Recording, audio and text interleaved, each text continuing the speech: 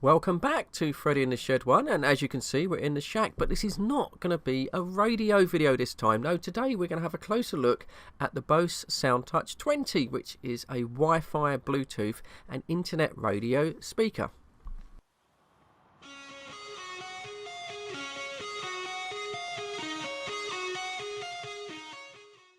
Now, before we get too deep into the review on this speaker, I have a confession to make, and that is that I am not in any way a hi-fi expert or a BOSE technician, and I know that in the future there's going to be lots of comments and questions concerning this speaker, and I'm simply not going to be able to answer them. So what I'm going to do is leave a link in the description to the BOSE website where there is a question and answer section, and hopefully you'll be able to find out what you want from there. Sorry, that's a bit of a cop-out, but I've got to be honest right from the start. Now, currently there are three main wired speakers in the BOSE SoundTouch family. There's the very large BOSE 30, there's the BOSE 20 that we're looking here, and then there's finally the small SoundTouch 10. Now, as I say, these are mains wired. You can't pick them up and go outside with them, but there is a smaller little BOSE SoundTouch speaker that's come onto the market that does have a built-in rechargeable battery. So I went for the BOSE 20 in the middle of the pack. Now this comes in just two finishes. You either have a choice of black or the more traditional BOSE white. And over the years, these are the standard sort of colours and finishes that we've come to expect from BOSE. But I think BOSE have actually missed a trick, because there are some aftermarket, really nice real wood veneers that you can buy. But unfortunately, it's a DIY job. You're quite fiddly and you have to stick these on yourself. And I think it's a real shame that BOSE aren't offering this kind of finish straight from the factory, because I think it really lifts the product, and personally I'd have been willing to pay a little bit extra to have this finish on my speaker.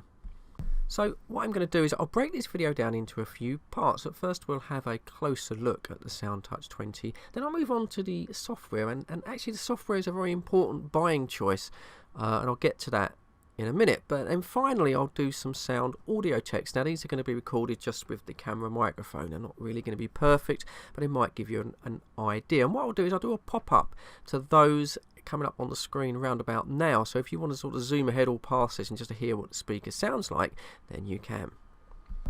Now the SoundTouch 20, it's a convenient size, a bit like a large transistor radio, but it's not until you pick it up that you realise it's actually pretty heavy. For something that's so small, it does sort of belie the weight of the unit itself, almost as if you might have a built-in rechargeable battery, which would have been a good feature, to be honest. I know it's offered on the smaller version, but no, it's just a mains powered unit, but it certainly is well built. Other than the cloth covering the speakers, the whole construction is just plain plastic. There's no kind of brushed aluminium edges or anything like that, but it is a very nicely made sort of speaker, and it does have rather a nice finish on top which continues around the sides. Now at first I thought this was a carbon fibre effect, but it's actually a kind of a strange pattern, but it works to a good effect, and it's also reproduced on the white version as well, and it works just as well on that. Being a Wi-Fi enabled speaker, most of the sound controls you use on your phone, but there are some buttons on top of the unit: a basic volume up and down, a auxiliary switch for the 3.5mm jack at the back, a Bluetooth pairing, an off button, and 6 presets for the internet radio. Now when I first saw this I thought, oh, that's not too much, you know, you were kind of used to 20 or 30 on audio devices, but in actual fact I found that 6 have been plenty, and I use these quite a lot just for changing between stations, so I think that's a good feature, and it keeps everything nice and simplistic on the unit itself. Now moving on to the front of the radio, there's a very nice clear black and white OLED display. Now if you're listening to the internet radio, it scrolls backwards and forwards with additional information. If you're streaming music via iTunes, you get track information, and also you've got the state of your Wi-Fi connection there, and also Bluetooth. And finally it's got a really quite useful clock that I find I use quite a lot. Turn the speaker around, well, there's not much to see on the back. At the top there you can sort of see a useful carrying handle which also doubles as a bass reflex port. And then down at the bottom is the connectivity. Now you've got the mains lead, of course, which you need to be connected at all times. Next to that is a LAN internet connection, and you have 2 USB ports which is used in the setup process, and finally an auxiliary in just for a 3.5mm jack. So the whole idea of the SoundTouch series is that you start off with perhaps one speaker, and then at a later date you can maybe buy 2 or 3, and you position the speakers all around your house and they connect wirelessly and all sync up, and you've got music in every room. Now, if like me you might want to put these in a single room, well, you might think that a speaker on either side of the room, you can link these as a stereo pair, because you can do this on some of the cheaper Bluetooth speakers by BOSE. But unfortunately on the SoundTouch series this isn't currently available. I'm hoping it's going to be available on a software update in the future, but just bear in mind, if you do buy 2 speakers you can only use these as mono sound. Now maybe this is a good point to move on to the software, because this is where things slightly slip. Now, I did a lot of research on the SoundTouch series, and most people agreed that under Apple iOS operating systems, once you've got it set up, and that's not particularly easy, but once you do get it set up it works fairly well. But Android customers haven't been very happy. In fact, a few of them have been quite negative about the software's performance on Android devices. So if you're an Android person, I suggest that you do quite a bit of market research on this problem before you could commit to buying. Even using the iOS operating system, I still found the setup procedure quite long-winded and a little bit clunky. Now, you give you a mini to USB lead in the box. Now, don't dismiss this or throw it away, because I think you're going to need it, because it didn't matter how hard I tried with my iPhone or my iPad, I just couldn't get the thing set up over a Wi-Fi connection. So I had to do it the old-fashioned way by connecting the speaker directly to my laptop. Using this method was the only way that I could detect the speaker, but it wasn't finished with me yet, because it still wouldn't pick it up over Wi-Fi, and in the end I had to do a complete router reset, and then everything started to work. I've had this system installed in my house for 9 months, and it works very well when it works, but when you're trying to connect via your phone or an iPad, for example, sometimes it takes just a little bit too long to connect, and sometimes it won't even connect at all, and you have to restart everything. One thing that I have noticed in the 9 months that I've had the system in the house is it does seem to want a lot of software updates. So maybe BOSE know there is a problem and they're working on a fix. But once it is working, it works absolutely fine with your streaming devices that you may be subscribed to. And in particularly the internet radio, this works absolutely faultlessly when it's working. And yeah, it sounds really, really nice through the speaker. So we finally get round to how the speaker sounds. Now, this is a high-end product and it does sound very, very sweet. But the amazing part, which I found with other BOSE products, is the amount of bass they can get out of such a small enclosure. I mean, it's like something out of Hogwarts. I don't know how they do it, but this little speaker can fill a medium-sized room with real deep pounding bass. It's incredible.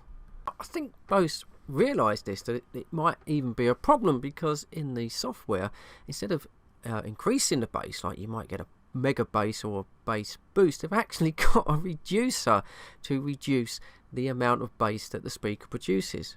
And surprisingly, it is the bass with that good low-end deep extension which is the speaker's finest points, and also probably its worst point, because it does become slightly overbearing with sort of more middle of the range kind of soft pop and folksy type music. Having said that, that overpowering bass does gift the mid-range with both solidity and body, and certain kind of acoustic tracks, such as, with harmonies, drums, cymbals, they do come to the front quite nicely, so it's not all bad news. Finally, I'm just going to play some free copyright YouTube tracks. Now, obviously, I'm just using my camera here, so I'm only using a microphone on the camera, so this doesn't really give a good impression to the deep extension that the sound you get from these speakers, but it will hopefully give you sort of some idea. Right, I'm going to shut up talking and now play some music.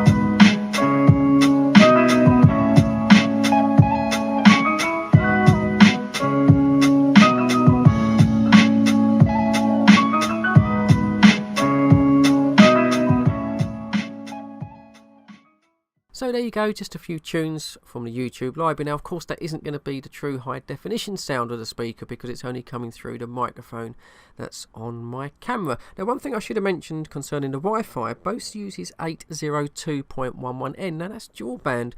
So really, once you get it set up with the software, you shouldn't have too much trouble getting a decent signal around your house. Now, included in the box, along with that USB lead, is a little remote control. Now, as you can see, it's still wrapped in cellophane. I haven't even bothered to use it. I suppose it's quite handy maybe for changing the preset kind of internet radio station channels, but mostly you're going to be using your mobile phone. As I mentioned before, even in the software, it's not particularly intuitive. Other than that bass reduction, there's no real sort of sound settings at all. So once again, you'll be using the equalizer that's on your phone and on your iPad.